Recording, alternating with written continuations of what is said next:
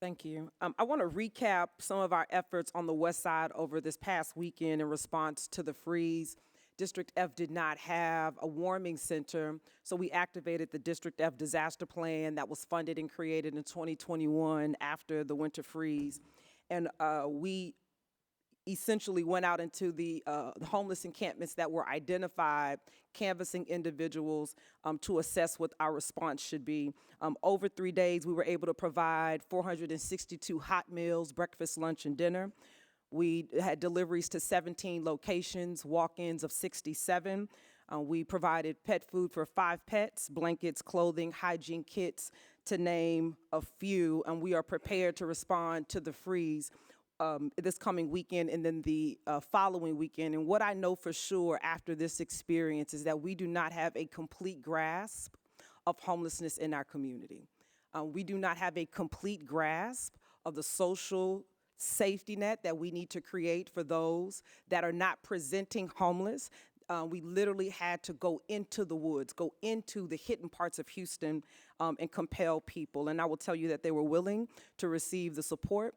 There's definitely there's more that we get to do. So it was transformational for me, and it reminded me of the work and the recommitment for me personally to make sure that our unhoused are stabilized and provided resources. And I will tell you on Monday, when we shut down Agape Christian Fellowship at 7 o'clock, many of them contributed to the work. They wanted to mop the floors, help us wash the dishes. They were working with other individuals, letting them know to come to the church to receive resources. And so we are more blessed than we know. I want to shout out our partners, Agape Christian Fellowship, Church Without Walls, Eldridge.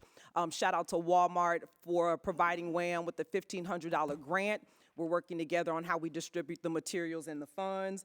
SAWA for providing 100 emergency blankets, my exceptional staff, my exceptional hotspot team, and Heads Up Houston. I want to thank you for your work, and I want to thank you for every person that reached out asking what could they do to support the effort, and details are to come regarding that.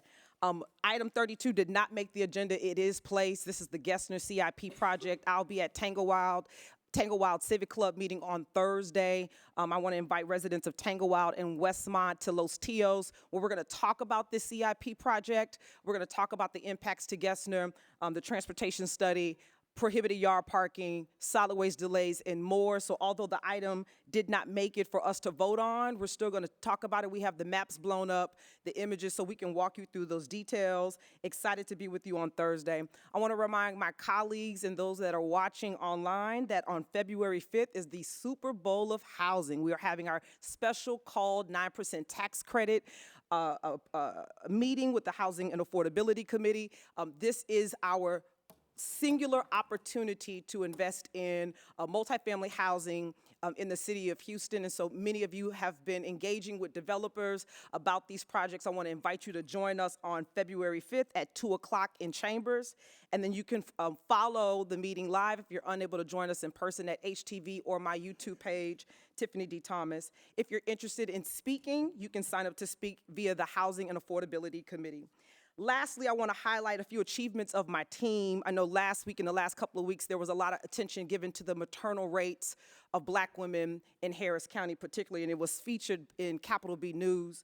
Monique Rutherford Welch is the author of that. She's on my team, and she completed this work through a fellowship. And I know a lot of other publications were duplicating her work and not giving her credit, but I want to make sure that this Black woman is on record, and I want to thank you for your work and your effort for making sure that the issue around Black maternal death rates in Harris County are punctuated, and that we can make sure that we keep our eyes on this issue because it's impacting more of us than we realize. So I want to thank you for that.